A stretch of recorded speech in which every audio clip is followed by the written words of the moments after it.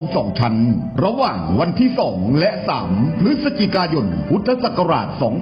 2567 ขอเชิญผู้ใจบุญร่วมจองเป็นเจ้าภาพกฐินกองบุญหลัก 10,000 บาท กองบุญกลาง 5,000 บาท กองบุญเล็ก 3,000 บาท 2,000 บาท และ 1,000 บาท กองบุญน้อย 500 บาท จองเป็นเจ้าภาพโรงทาน เจ้าภาพอื่นๆ หรือร่วมบริจาคสมทบบุญได้ ตามกำลังทรัพย์ตามกำลังศรัทธาของท่านในงานร่วมรับฟังเทศสอดแจ้งติดตามรายละเอียดเพิ่มเติมได้ที่สถานีวิทยุ FM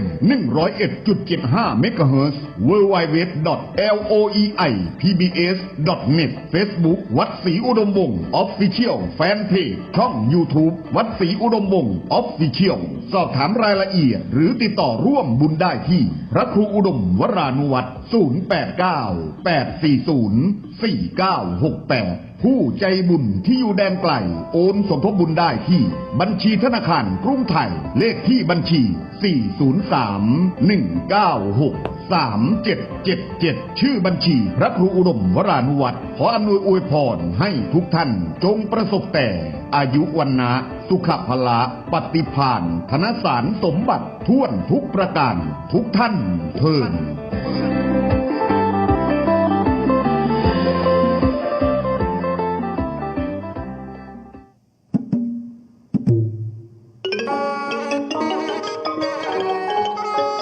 สำนักปฏิบัติธรรมวัดศรีอุดมวงศ์บ้านน้อยนาตำบลศรีสงครามอำเภอวังสะพุงจังหวัดเลยขอเชิญพุทธศาสนิกชนท่านผู้ใจเป็นกุศลร่วมสร้างบุญใหญ่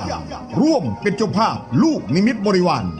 308ลูกลูกละ 10,000 บาทเหลือสิทธิ์ให้จองเพียง90ลูกเท่านั้นท่านจะจองเป็นแบบส่วนตัวแบบครอบครัวแบบหมู่คณะแบบบริษัทห้างร้านหน่วยงานต่างๆก็เปิดสิทธิ์ให้จองได้ตามวัตถุประสงค์และเพื่อความสะดวกของพุทธศาสนิกชนผู้ใจบุญจองเป็นเจ้าภาพเสร็จแล้วต้องการตัดวันไหนสะดวกตัดวันไหนแจ้งความประสงค์ได้ที่คณะกรรมการท่านที่จองเป็นเจ้าภาพจะได้รับมีดตัดหวายลูกนิมิตและหวายเป็นที่ระลึกเพื่อเป็นสิริมงคลแก่ตนเองและครอบครัวงานปิดทองฝังลูกนิมิตผูกสีมาฉลองอุโบสถสีทอง2 ชั้นระหว่างวันที่ 18 ถึง 28 มกราคม พุทธศักราช 2568 เปิดให้จองเป็นเจ้าภาพแล้วตั้งแต่บัดนี้เป็นต้นไป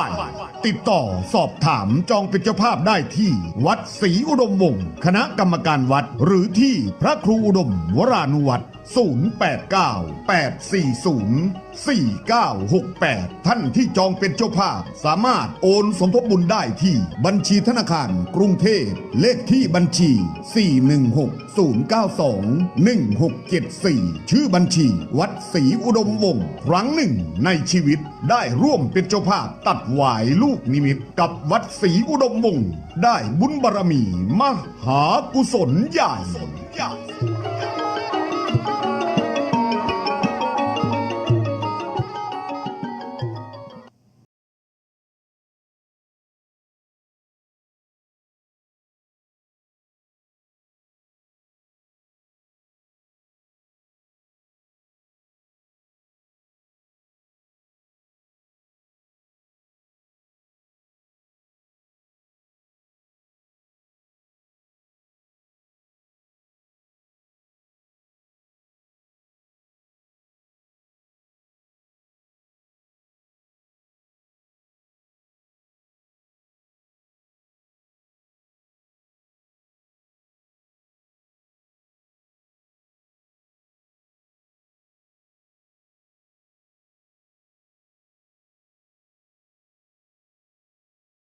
เหมาะสมเจริญสมถะวิปัสสนาพ่อชื่นชมขอถวายบังคมร้อยบาทพระศาสดาคิดถึงพ่ออยู่คู่กับเจ้าชาติของเราคงอยู่คู่พระศาสนาพุทธศาสนาอยู่ยงคู่องค์พระกษัตริย์พระศาสดาฝากไว้คู่กันขอน้อมต่อพระรัตนตรัยกับคารวะพระมธีรานุธีระทุกรูปทุกวัดด้วยความเคารพอย่างสูงยิ่งขอความสุขความเจริญจงบังเกิดขึ้นมีแต่เราญาติโยมสาธุชนคนดีทั้งหลายด้วยกันทุกท่านทุกคนณโอกาสนี้ในค่ำเมื่อคืนวันนี้เป็นค่ำของคืนวันศุกร์ทั้งวัน ศุกร์ทั้งวันวันนี้ศุกร์11 ตุลาคมขึ้น9ค่ำเดือน 11 ปีมะโรงพุทธศักราช 2567 2024 ในเว้นมาบรรจบครบรอบอีกวาระหนึ่งซึ่งในวันนี้ในเวลา3 ทุ่มกับ 17 นาทีด้วยการกลับรายการคลินิกพุทธธรรมนำสุขคลินิกพุทธธรรมนำสุขจากทางสถานีวิทยุบริการสาธารณพุทธศาสนาและวัฒนธรรมขึ้นความถี่ FM 101.75 เมกะเฮิรตซ์จังหวัดเลยลิงก์สัญญาณผ่านอินเทอร์เน็ตเว็บไซต์ไปทางเสียงธรรมจากถ้ำผาหม้อ FM 96.50 เมกะเฮิรตซ์วัดป่าจริยธรรมถ้ำผาหม้อตำบลนาดอกคำอำเภอนาด้วงจังหวัดเลยติดตามรับฟังทางสถานีวิทยุพระพุทธศาสนาทั่วไทยระบบ Android ระบบ Play Store ติดตามรับฟังทาง Facebook Live วัดศรีระวงศ์ Official Fanpage Facebook Live วัดศรีระวงศ์ Official Fanpage ติดตามรับฟังทาง YouTube ติดตามรับฟังทาง Facebook สมบัติมุนนา Facebook สมบัติมุนนาติดตามรับฟังทาง Facebook สมบัติมุนนา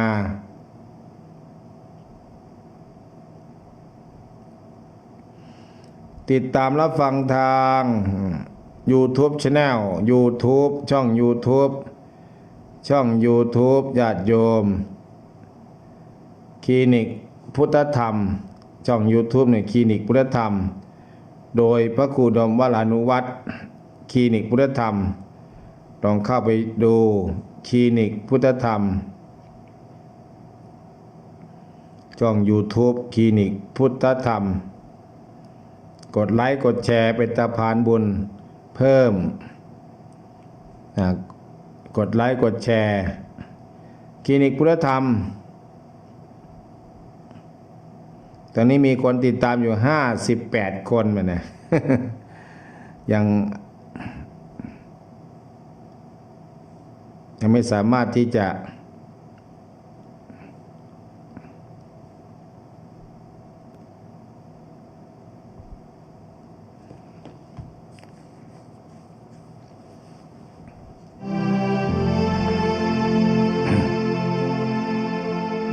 ลองเข้าไปดูลูกหลานปิดเทอมแล้วเข้าไปดูคลินิกพิมพ์ว่าคลินิกพุทธธรรมคลินิกพุทธธรรม YouTube แล้วก็โดยพระครูดมวรานุวัตร ออกอากาศจากอาคารมูลนิธิพุทธธรรมนำชีวิตวัดศรีระวงศ์บ้านน้อยนาตำบลศรีสงครามอำเภอบางสะพุงจังหวัดเลยหมายเลขโทรศัพท์ก็093-112-093-085-1122รบพวกข่าวประชาสัมพันธ์ข่าวสารงานราชการข่าวสารงานพุทธศาสนาช่วงนี้ก็มีการสอบนักธรรมตรีสำหรับพระนาวากะพระนาวากะคือพระบวชใหม่สอบนักธรรมตรีวันแรกก็กระทู้ธรรมวัน2น่าจะเป็นธรรมะวัน3วินัยวัน4พุทธประวัติหรือเปล่า เพราะนั้นก็วันนี้วันที่11สอบ12 13 14ก็ทางอำเภอวังสะพุงก็วัดศรีบุญเรืองวัดศรีบุญเรืองใครจะเป็นเจ้าภาพมหาน้ำปานะก็สามารถนำไปถวายณวัดศรีบุญเรืองบ้านศรีบุญเรืองตำบลวังสะพุงอำเภอวังสะพุงจังหวัดเลยวัดของพระเดชพระคุณหลวงพ่อพระราชปิชามุนีด็อกเตอร์แล้วก็เจ้าคณะอำเภอก็อยู่ที่นี่รองเจ้าคณะอำเภอก็อยู่ที่นี่ตำบลวังสะพุงก็อยู่ที่นี่เลขาเจ้าคณะจังหวัดก็อยู่ที่นี่เพราะฉะนั้นก็ญาติโยมญาติธรรมที่จะเป็นเจ้าภาพมหานัปนะถวายพระคุณเจ้าก็ประมาณ10 โมงก็ไปได้หรือจะเป็นถวายน้ำปนะช่วงบ่ายๆก็ไปได้น้ำจากกาแฟที่พระคุณเจ้าฉันได้ เพราะว่าสอบธรรมสนามหลวงเป็นการศึกษาบวชเรียนเขียนอ่านบวชแล้วก็ต้องเรียนเขียนต้องอ่านเพราะนั้นคือนักธรรมตรีโทเอกในช่วงเข้าพรรษาก็มีการสอบธรรมสนามหลวงทั่วประเทศไทยแล้วก็ต่างประเทศพร้อมๆกันเพราะนั้นก็คณะสงฆ์ทางเถรสมาคมแม่กองทัพสนามหลวงก็จัดไปแล้วก็ทุกอำเภอก็มีการสอบนะโยมสอบกัน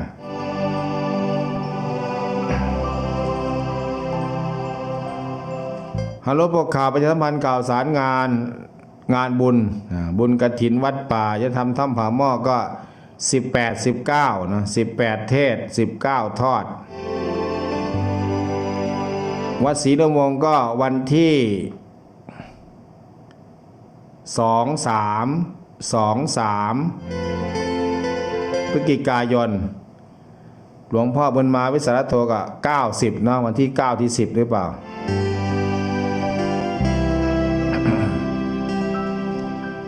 วัด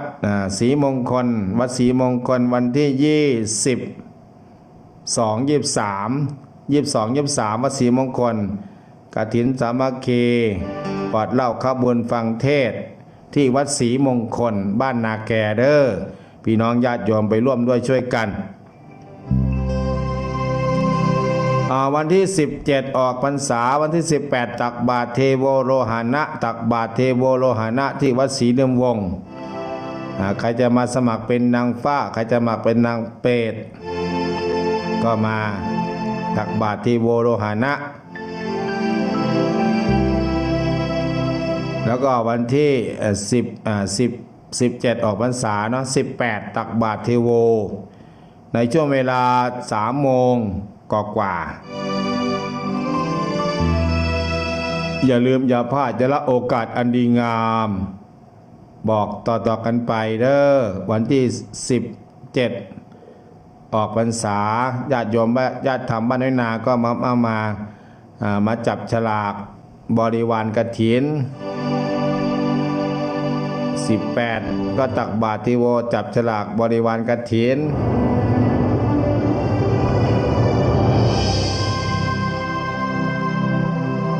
ตั้งแต่18ถึงนู่นเนี่ยก็มีกฐินทุกวัดในจังหวัดเลยก็1,000 กว่าวัดอาจจะตรงกันบ้างนู่นนี่นั่นต่างๆก็ต้องขออภัย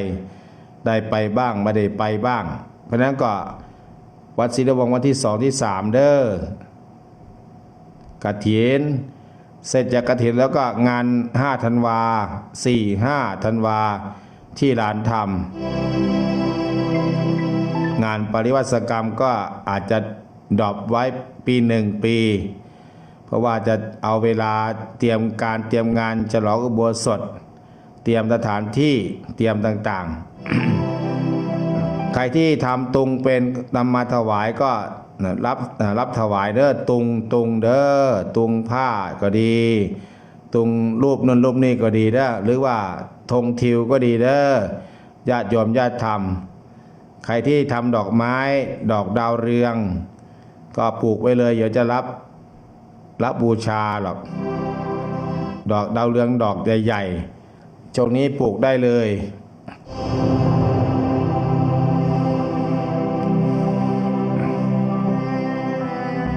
แล้วก็รับสมัครชายไทยอายุ20 ปีถึง65 ปีตั้งแต่บัดนี้ต้นไปบวชเฉลิมฉลองอุโบสถน้อย9 รูปญาติโยมชายไทย20 ปีถึง65 ปีบวชไม่ต่ำกว่า15 วันเป็นต้นไปบวชฟรีทุกรายการคนไหนไม่มีก็ฟรีคนไหนมีก็ช่วยกันไปวันที่28บวชวันที่28บวชตอนบ่าย28 มกราคมปี68จึงประกาศประชาสัมพันธ์ให้กับญาติโยมสาธุชนคนดีทั้งหลายใครที่อยากจะเป็นเจ้าภาพลูกนิมิตลูกใหญ่250,000อาจจะมีสัก1 ลูกเด้อโยมเด้อ1 ลูก 2 ลูกแล้วก็ลูกเล็กๆลูกน่ารัก 10,000 บาท89ลูกญาติโยมเหลือ89ครอบครัว89คนก็จึงประกาศลอยลมตามลมไปผู้ที่มีกุศลเจตนาผู้ที่มีธาตุเสมอกันผู้ที่เคยร่วมสร้างคุณงามความดีกับอาตมาภาพกับวัดศรีลำวงหลายภพหลายชาติหลายกับหลายกันชาตินี้ก็นึกได้มาร่วมกันสร้างหรือว่าศิษยานุศิษย์วัดศรีลำวงที่บวชพระบวชเนนไปแล้วก็กลับมาร่วมด้วยช่วยกันใครจะบวชพระฝากเสียงวิญญาณไว้กับญาติโยมใครมีหน่อไม้ก็แจ้งความประสงค์แจ้งความจำนงเดี๋ยวเวลาออกไปประชาสัมพันธ์แล้วก็ยกใส่รถมาเลยรับบริจาคหน่อไม้เป็นปี๊บเป็นถุงเป็นอะไรต่างๆต้อนรับญาติโยมพี่น้องญาติโยมชาวจังหวัดกาฬสินธุ์มหาสารคาม101อุดรขอนแก่นสุรินทร์มะขามหวานก็รับบริจาคเด้อมะขามหวานนี่แจกพี่น้องญาติโยมชาวขน้อยใบมีย่างถวายขน้อยมาถวายมะข้ามหวาน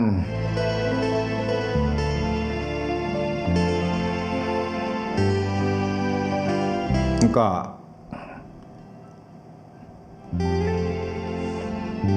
ส่วนบุญกฐินก็มี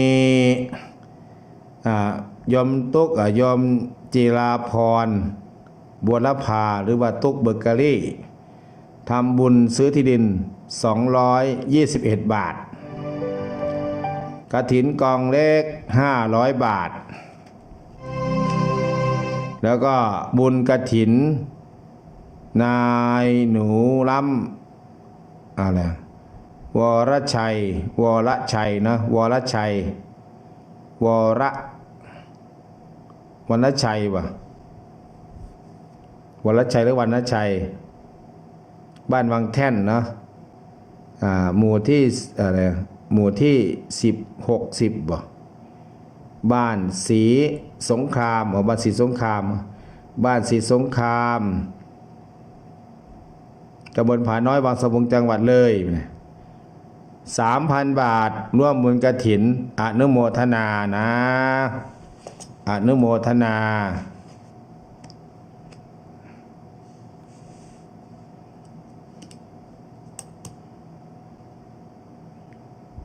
แม่นะคุณย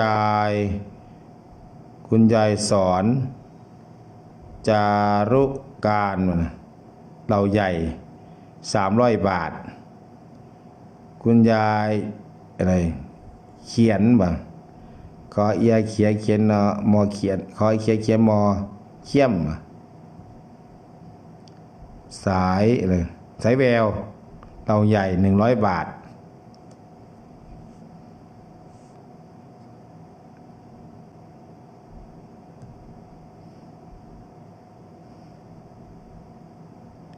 แม่พิสมัยอุตจีพ่อสี500 บาทนะนอสอดวงก็ดีภูมิมาเกตมีโชคจำพู500 บาทคุณจริยาวรภา500 บาท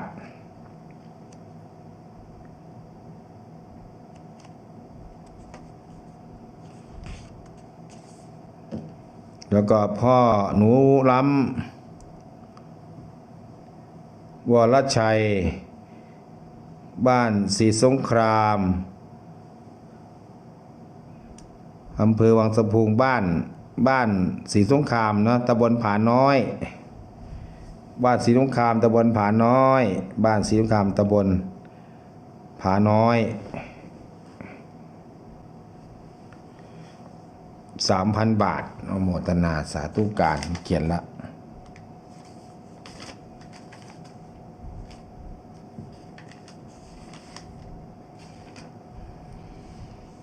โมทนาสาธุการแม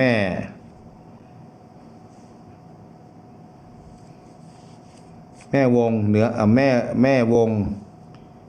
วงมนทาแม่วง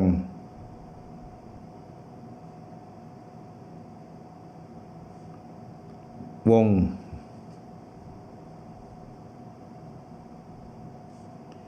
แม่วงมนทามอ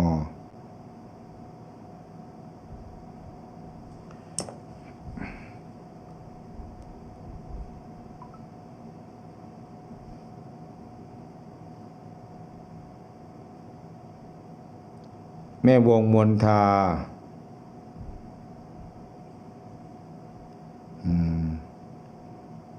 วง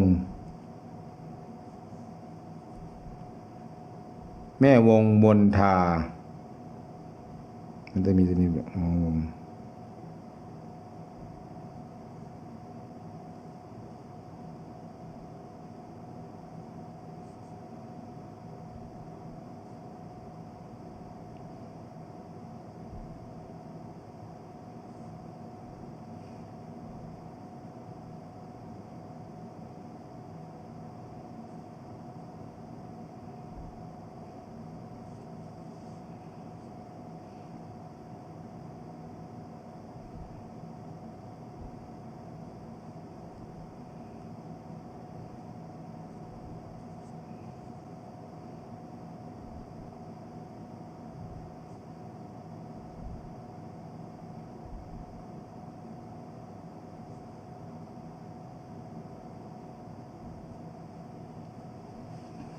แม่วงมนทาน้อยนา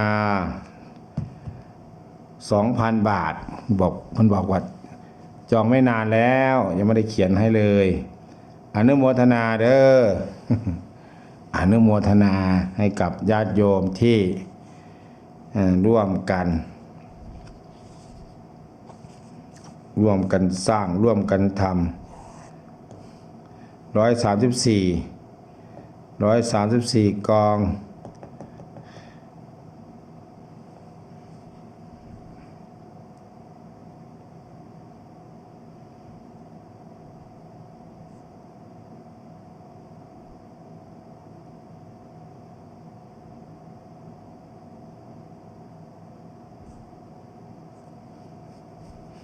อนุโมทนาสาธุการให้กับญาติโยมตรงนี้อาตมาภาพก็กระเบื้องกับปูกระเบื้องก็มีโยมปุ๊กกับสามีแล้วก็เฮียอะไรที่อยู่กรุงเทพกับเพื่อนอีกคนหนึ่งมาติดกล้องวงจรปิด12 ตัวติดทั้งข้างล่างบนโบสถ์และใต้โบสถ์รวมแล้วก็ 35,000 บาทโมทนาสาธุการอันนี้ก็เทคอนกรีตอ้อมโบสถ์ก็เสร็จไปแล้วด้วยงบประมาณ 160,000 บาท 160,000 บาทประมาณ 66,000 บาทวายเมตรบวกค่าแรงวายเมตร 166,000 บาท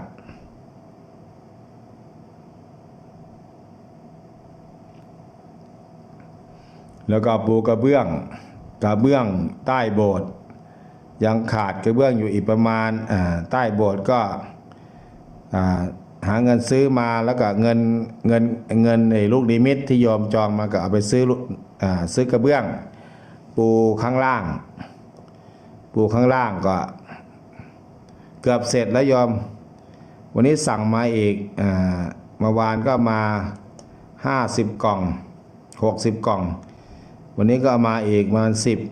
10 กว่ากล่อง20 กล่องมั้งรวมแล้วก็ประมาณ70 กว่ากล่องละ200 บาทใช้กระเบื้องอยู่ประมาณ360 กล่องค่าแรงค่าทรายค่าปูนยาแนวอีกต่างหากกล่องละ200 บาทตอนนี้ญาติโยมที่จองมาก็ประมาณ100 กว่ากล่อง100เท่าไหร่ใช้กระเบื้องไป360 กล่องโยมจองมา ประมาณ215 กล่อง215 กล่อง220 กล่องเนี่ยประมาณ220 กล่องเราใช้กระเบื้องที่ปูข้างล่าง360 กล่องมีแตกบ้างอะไรบ้างก็ประมาณ380แตกแล้วก็ตัดต่อ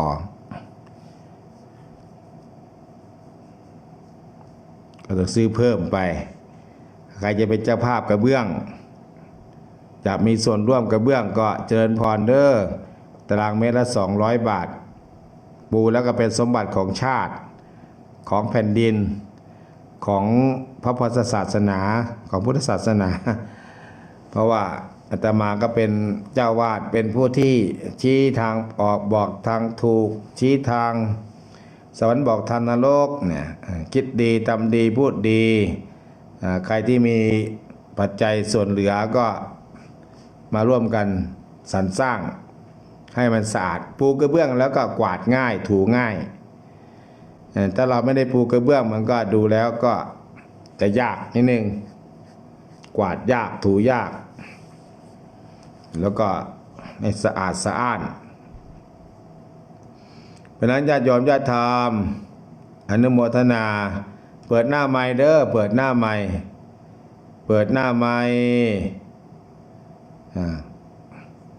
วันนี้ก็กลุ่มสัจจะผ่านไปอีก1 คราบ 1 เดือนแล้วก็ช่วงเช้านี่ก็อากาศเริ่มเปลี่ยนวันนี้22 องศาเซลเซียสตอนประมาณตี 4ได้โยมมีวันหนึ่ง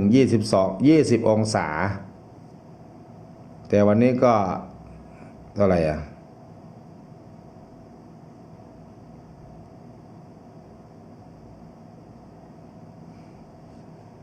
ตอนนี้ในขณะ26 องศาอยู่ต่ำสุดตอนประมาณตี 5ตี 4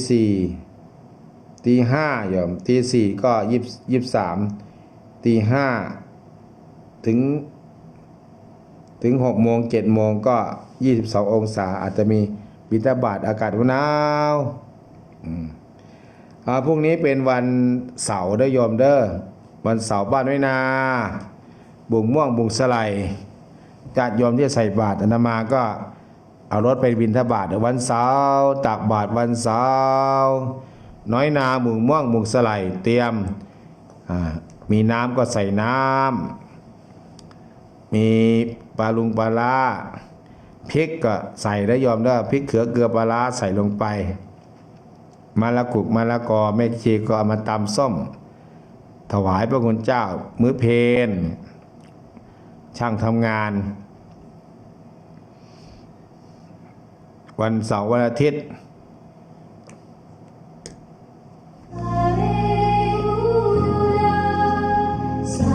เปิดหน้าไมค์ญาติโยมโทรศัพท์เปิดอยู่โอ้โทรศัพท์เปิดอยู่อัปเดตเข้ามาญาติโยมอัปเดตเข้ามา0930851122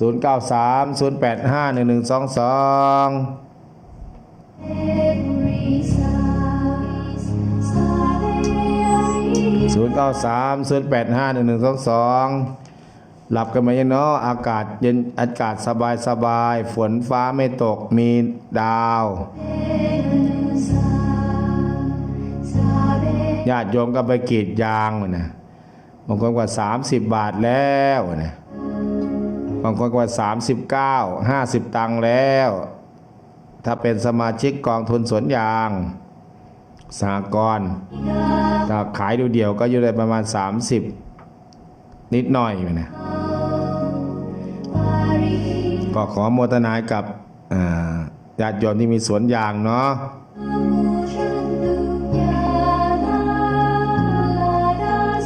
อัปเดตเข้ามาเด้อใครที่อย่าลืมไหว้พระสวดมนต์ก่อนนอนนั่งสมาธิแล้วก็แผ่เมตตาคิดดีทำดีพูดดีทำต่อไปสังคมจะอยู่ร่มเย็นเป็นสุขตอนเช้าก็ทำบุญตักบาตร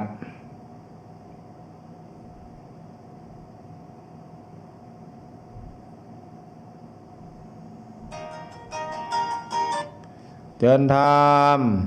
นมาสการเจ้าค่ะอาจารย์แม่ตอตีบเจ้าค่ะไปกินยางลงมาเจ้าค่ะ สาธุ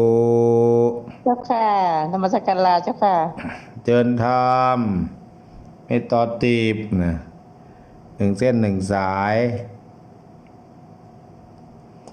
จากไม่ต่อตีบ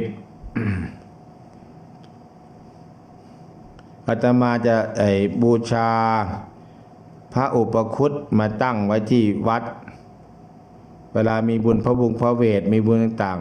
ๆก็เป็นเรซินโยมจุ่มน้ำไว้ 16,000 บาทโยม16,000 บาทแล้วก็2 รายการก็คือ พระแม่ธรณี บีบมวยผม พระแม่ธรณีบีบมวยผมบีบมันมีน้ำไหลด้วย ไว้ที่หน้าโบสถ์พระอุปคุตนะใครจะเป็นเจ้าภาพพระอุปคุตพระอุปคุตนี่คือเป็นพระสาวกพุทธเจ้าที่มีฤทธิ์อยู่จำพรรษาอยู่ใต้บาดาลเตือนธรรม กราบนมัสการพระครูเจ้าค่ะพระฝากท่านอยู่เจ้าค่ะท่านนอนเจ้าค่ะพระครูของรายการกันนอนเจ้าค่ะกราบนมัสการหน้าเจ้าค่ะ วันนี้บอกว่ามาออกเหล็กให้หน่อยได้สักวันหนึ่ง เมื่อใดเจ้าค่ะ มืออื่นเชื่อมแข็งอนุโมทนาสาธุการ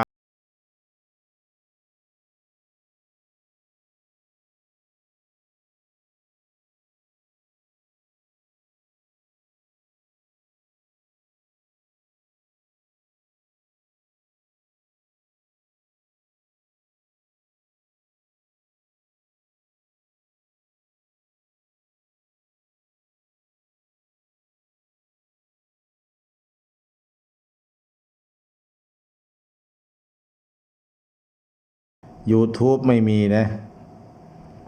โทรศัพท์ก็ไม่มี วันนี้ก็จะมาไปทำธุระที่นั่น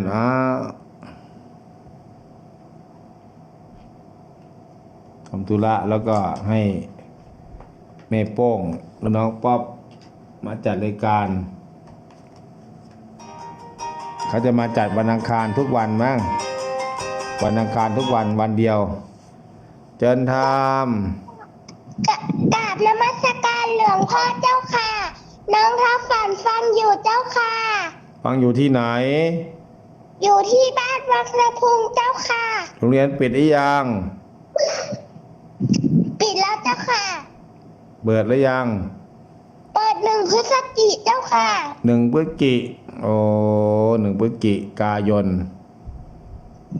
เจ้าค่ะ สา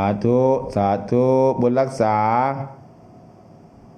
เจริญความ ถึงทุกคุณยายทุกคนเลย ที่กำลังรับฟังอยู่ คุณยายบ้านนาหนองบัวหนองบง หนองบัวตรงไหนอะ บ้านนาหนองบง ยายนิน ยายมิน ยายปอน ยายปอนยายบ้านนาแกโทรกันนะ ก็กันนะ อยู่ยายพิน ยายพินยาย ยายหลักยายลมยายหัน ยายหัน ยายเพิง ยายเพิงไปตาลี่แล้วเจ้าค่ะ พุทธศาสนาเป็น ว่าพระพุทธศาสนาเป็นศาสนาประจำชาติไทยของเรา และจังหวัดเลยของเรากราบนมัสการลาหลวงพ่อเจ้าค่ะ สาธุอนุโมทามิ อนุโมทามิเอาสายต่อไปใครอยู่ใกล้ก็โทรเลย ไม่ต้องรอคนนู้นคนนี้ใครโทรได้โทรก่อน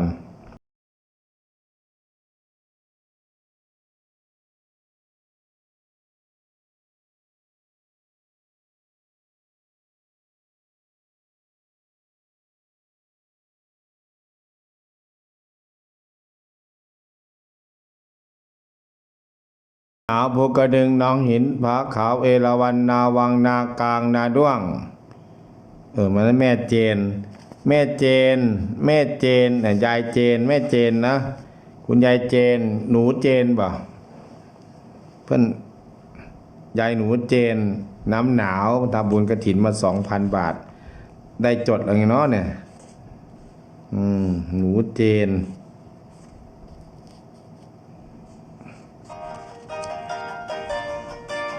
เดินทาง ท่านไม่ทองทุนฟังอยุเจ้าค่ะเติมบุญเติมบุญน้องทองฟันเลยเบาม่วนจังเนาะ กำวันแต่งเนาะ เจ้าค่ะ พระอาจารย์จองอันกันทิน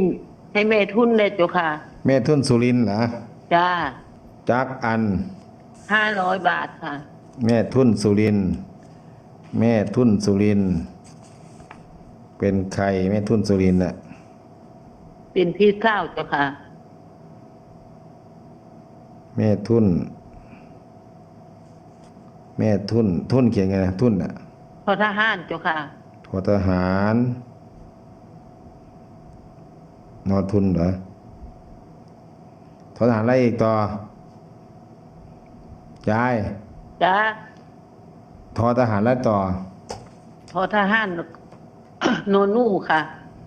ทอทหารนอนู แม่เอกทุน แม่เอกทุนสุรินทร์สุสุเสือสระอุลิน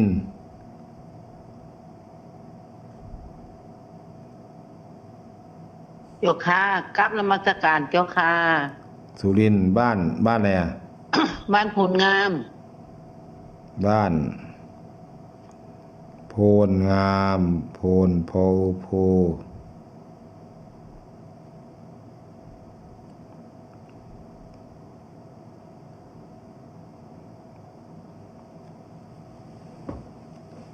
งาม500 บาท เจ้าค่ะกลับนมัสการเจ้าค่ะ เจริญพร แม่ทุนสุรินทร์ทำบุญกฐิน500 บาท สาธุ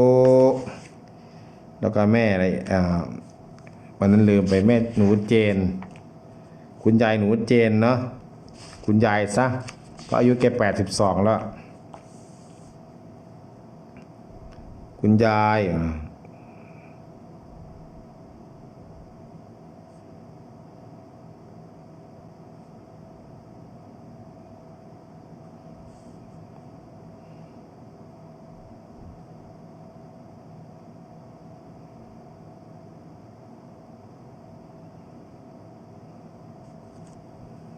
เจน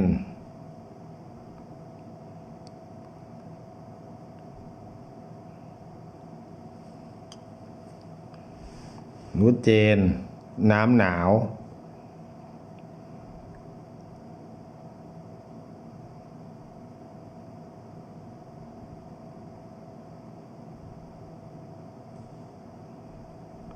น้ำหนาว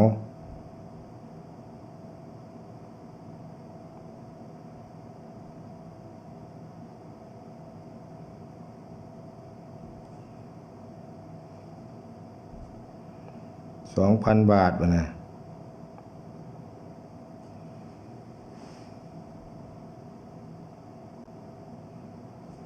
อโมทนาสาธุการเนาะเพิ่มเติมพระไกรสอนเดินทาง พระคุณเจ้าข้าแม่บ้อมสั่งอยู่เจ้าค่ะเติมบุญจ้าเติมบุญให้น้องหอควันนำพร้อมคุณยายสงวนพร้อมทุกท่านนะคะ สาธุกราบนมัสการลาเจ้าค่ะ ปีนี้มีป๊อกคอร์นเมื่อไหร่งานบุญกฐินนะป๊อกคอร์นน่ะ เมื่อไหร่เนาะจ้า บุญกฐินวัดป่ายทำมีป๊อกคอร์นไหม มีเจ้าค่ะ โอ้ข้าวโพดมีแล้วป่ะ กำลังที่ไปซื้อวันที่ซื้อยาแจ้งไปแล้วเจ้าค่ะ บอกญาติถามบอกแม่สงวนแม่จ๋าไปวัดตาจะได้ทำก่อนหมูเด้อจ้าลูกสิไปตั้งโรงงานรออยู่ฮั่น ป๊อกคอร์น วัดพระครูอุดมบันไดน้อยเจ้าค่ะ เอาก็เปิดสปอร์ตทุกมือบอกเขาฟั เขา ง ได้ ทุ มาก วัน พันดอกเขาได้ไปคิดอย่างได้ฟังแต่พระครูเว้า 23วันที่2ที่3พฤศจิกา โอ้อีกเดือนหนึ่งเจ้าค่ะ น่าจะเจอกันนะน้องฮอขวะฝัน อืม ไปเจอกันนะคะญาติธรรมอยู่วัดพระครูอุดมวนานุวัฒน์ก ทำแล้ว ฐิ กัน นนะจ๊ะ ทำแล้วให้น้องนกทอฝันเอาไปแจก เจ้าค่ะ เข้าพิ้วเดียเขาวิ่งไวดี เขาอ้วนแต่เขาพิ้ว ผิวดี เจ้าค่ะ น่ารักน่าเอ็นดูกราบนักพระการลาเจ้าค่ะ เดินพร จากแม่บอมมณีแก้ว บ้านโพนสว่าง นาดกคำนาด้วงจังหวัดเลยโมทนาสาธุการเนี่ยมีใบสุดท้ายแล้วเนี่ยจะต้องไปพิมพ์ใหม่แล้วไปพิมพ์ใหม่เลข5 คน 1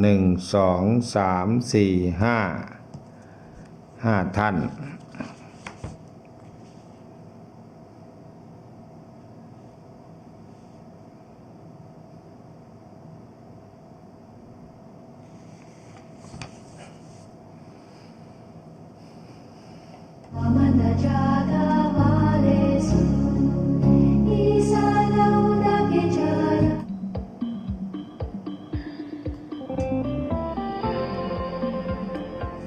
วัดศรีอุดมวงศ์บ้านน้อยนาตำบลศรีสงครามอำเภอวังสะพุงจังหวัดเลยโดยพระครูอุดมวรานุวัตรเจ้าอาวาสขอเชิญพุทธศาสนิกชนคนใจบุญ ร่วมจองเป็นเจ้าภาพกฐินสามัคคีเพื่อสมทบทุนในงานผูกพัทธสีมาปิดทองฝังลูกนิมิตอุโบสถสีทอง2 ชั้น ระหว่างวันที่ 2 และ 3 พฤศจิกายน พุทธศักราช 2567 ขอเชิญผู้ใจบุญ ร่วมจองเป็นเจ้าภาพกฐินกองบุญหลัก 10,000 บาท กองบุญกลาง 5,000 บาท กองบุญเล็ก 3,000 บาท 2,000 บาท และ 1,000 บาท กองบุญน้อย 500 บาท จองเป็นเจ้าภาพโรงทาน เจ้าภาพอื่นๆ หรือร่วมบริจาคสมทบบุญได้ ตามกำลังทรัพย์ตามกำลังศรัทธาของท่าน ในงานร่วมรับฟังเทศน์สอดแจ้ง ติดตามรายละเอียดเพิ่มเติมได้ที่ สถานีวิทยุ FM 101.75 เมกะเฮิรตซ์ www.loeipbs.net Facebook วัดศรีอุดมวงศ์ Official Fanpage ช่อง YouTube วัดศรีอุดมวงศ์ Official สอบถามรายละเอียดหรือติดต่อร่วมบุญได้ที่พระครูอุดมวรานุวัตร 089 840 4968 ผู้ใจบุญที่อยู่แดนไกลโอนสมทบบุญได้ที่บัญชีธนาคารกรุงไทยเลขที่บัญชี 403-196-3777 ชื่อบัญชีพระครูอุดมวรานุวัตรขออำนวยอวยพรให้ทุกท่านจงประสบแต่อายุวันนะสุขภละปฏิภาณธนสารสมบัติท่วนทุกประการทุกท่านเทิน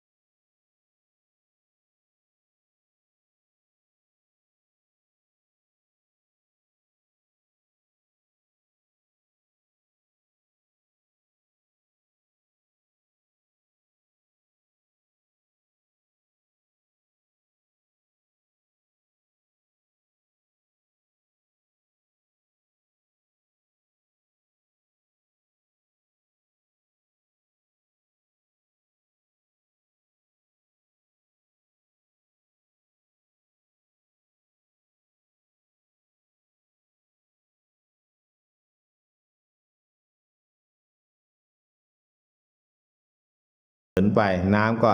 บ่าเข้ามา เพราะฉะนั้นก็ถ้าเราปลูกต้นไม้ทดแทนดิน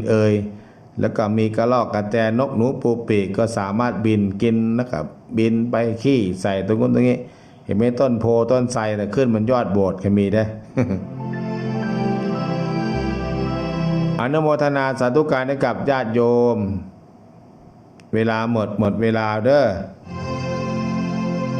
แต่มาภาพก็ออกเหล็กเพิ่งเข้ามาสีแสบตาหน่อยออกกับหลวงพี่มังกรเครื่องออก2 ตัวเนี่ยเลิกงาน3 ทุ่มพอดีทั้งวันตั้งแต่เช้าถึงเพนถึงนั่นทำซุ้มประตูเข้าวัดเตือนธรรม กราบนมัสการพระครูเจ้าค่ะโยมกับฟังโยสงสัยน้องไข่รับแล้วเหรอเจ้าค่ะ กินเมาตะกะแตนดูท่าละ เจ้าค่ะตื่นแต่เช้าทั้งวัดสงสัยนอนหลับโยมกระทบผาฟังอยู่เจ้า ใจ ค่ะ ตื่นเช้าหลายกวนหลวงพ่อ หลวงพ่อว่าถ้ามัดจะเสือหลวงเจ้าพงโยมบนหลวงพ่อเท่าๆเจ้าค่ะ ตื่นตี 1ด้วย 1-2นี่แหละเจ้าค่ะ โอ้กวกกากเลยสลาป่ะ เจ้าค่ะ แล้วก็พากันหัวเราะฮ่าๆๆเนี่ย หัวอยู่เจ้าค่ะแม่เขียวเพิ่นมาจำศีลนำเพิ่นหัวอยู่เจ้าค่ะ ในเขียวกันเนาะ เจ้าค่ะเพิ่นบ่ไปผาใหญ่เพิ่นขอจำศีลที่นี่ว่าบัดออกเพิ่นสิไปผาใหญ่ว่าซั่นเจ้าค่ะ ไม่เขียวไม่เอี้ยงป่ะ ไม่เอียงบ่ได้มาจำศีลเจ้าค่ะ เพราะว่าพระผู้เพกบ่อยู่แล้วเพิ่นก็เลยบ่ได้เข้าศีลเจ้าค่ะ โอ้วัดล้างเลย เป็นวัดล่างเจ้าค่ะจังเพิ่นไปอยู่ไสโยมก็บ่รู้คือกัน น่าจะอยู่แถวเชียงคานเวลา เจ้าค่ะเจ้าเฮ็ดเพิ่นลงเฟซลงไลน์อยู่เจ้าค่ะ เห็นอยู่เชียงคานอยู่ ค่ะ เพิ่นมีหมู่มีคณะอยู่เชียงคานอยู่ คุณแม่ติ่งมีหยังเพิ่นก็ไปวัดทั้งอันหมู่18หมดเจ้าค่ะ โอ้ แยกกันไปคนละทิศละทางเจ้าค่ะ ไปกับหลวงตาบัวป่ะ เจ้าค่ะ พี่น้องเพิ่น พี่น้องเพิ่น เจ้าค่ะ โมทนาเด้ออนุโมทนาสาธุการให้กับญาติโยมที่ติดตามรับฟังทุกท่านทุกคนอย่าลืมไหว้พระสวดมนต์ก่อนนอนนั่งสมาธิแผ่เมตตาทุกวันนะก็ตื่นเช้ามาก็นึ่งข้าวเป่าไฟเตรียมใส่บาตรพระคุณเจ้าผ่านหน้าบ้านก็เตรียมใส่บาตรเจริญพร กราบนมัสการพระครูเจ้าค่ะแม่แมวก็ฟังอยู่เจ้าค่ะแม่แมวเพิ่งมาเปิดฟังเจ้าค่ะ อ๋อแต่ก่อน ติดบุญก่อนนอนเจ้าค่ะกราบนมัสการลาเจ้าค่ะ เพิ่งเปิดฟังแต่ก่อนฟังอย่างอื่นเนาะ อนุโมทนากับญาติโยมเนาะเวลาหมดเวลาอาตมาจะพักสายตาหน่อยไปยืนดูก็ออกแล้วก็ออกเองด้วยควันมันเข้าตาก็แสบๆนานทำทีก็แสบก็ต้องเปิดพัดลม2 ตัว 3 ตัวเป่าควันหนีไม่ทำก็ไม่แล้วไม่ทำก็ไม่เสร็จทุกอย่างก็ต้องคุมงานอันนี้ก็กระเบื้องก็ใกล้เสร็จแล้วเหลืออีกประมาณสักวันหนึ่งก็เสร็จก็ยาแนวทำความสะอาดกวาดถูโบสถ์เช็ดนะแล้วก็เตรียมพร้อมเรื่องภายในโบสถ์เนาะญาติโยมมาบุญกฐินก็จะแตกต่างนะก็ทำเพื่อทำแล้วก็เป็นสมบัติของพระพุทธศาสนา เป็นสมบัติของชาติเป็นสมบัติของพุทธศาสนาจากสงฆ์ทิศทั้ง4ได้มาใช้งานลงปาฏิโมกข์สวดปาฏิโมกข์แล้วก็กิจกรรมอื่นๆญาติโยมมากราบมาไหว้หลวงพ่อทันใจเรื่องพุทธคุณธรรมคุณสังฆคุณหรือว่าพุทโธเมนาโถธัมโมเมนาโถสังโฆเมนาโถนี่แหละผู้อยู่ใกล้พระรัตนตรัยคิดดีทำดีรักษาศีล 5รักษาศีล 8มันให้ทานมันรักษาศีลมันภาวนาแค่นี้ก็ดีแล้วโยม ไม่ต้องไปเลิกหามยามดีอยู่ที่ความพร้อมเพรียงนะสุนัขกตังสุมังคลังนี่แหละมันจะพร้อมก็คือเงินพร้อมทุกอย่างพร้อมก็ดีหมดแหละเหมือนออกรถออกเรือถามว่ามีเงินพร้อมไหมเงินพร้อมก็ดีแต่เงินไม่พร้อมอย่าไปออกเพราะมันยังขาดเงินอยู่ หลวงพ่อปัญญานันทาโยมก็ถามว่าหลวงพ่อจะทำบุญขึ้นบ้านใหม่เมื่อไหร่ได้เมื่อไหร่กล้ามันน่ะหลวงพ่อก็ถามมาบันไดเสร็จได้ยังเสร็จแล้วขึ้นได้เลยมันเนี่ยถ้าบันไดไม่เสร็จอย่าไปขึ้นอย่ามันจะลูดมาขาหักนั่นคือชาวพุทธก็ต้องเป็นผู้รู้ผู้ตื่นผู้เบิกบานตื่นธรรมตื่นรู้เข้าใจเพราะนั้นคืองานบุญกฐินมันก็จะปลอดเหล้าข้าวบุญไม่ขาดเนื้อไม่เบื่อปลามีแต่การฟังเทศมีแต่การฟังธรรมศึกษาธรรมเข้าใจในธรรมมันก็ได้มีความสุขนัตถิสันติพลังสุขขังสุขอื่นเยอะความสงบไม่มีอนุโมทนากับญาติโยมสาธุชนคนดีทั้งหลายทุกท่านทุกคนที่ได้ฟังกันเจริญพร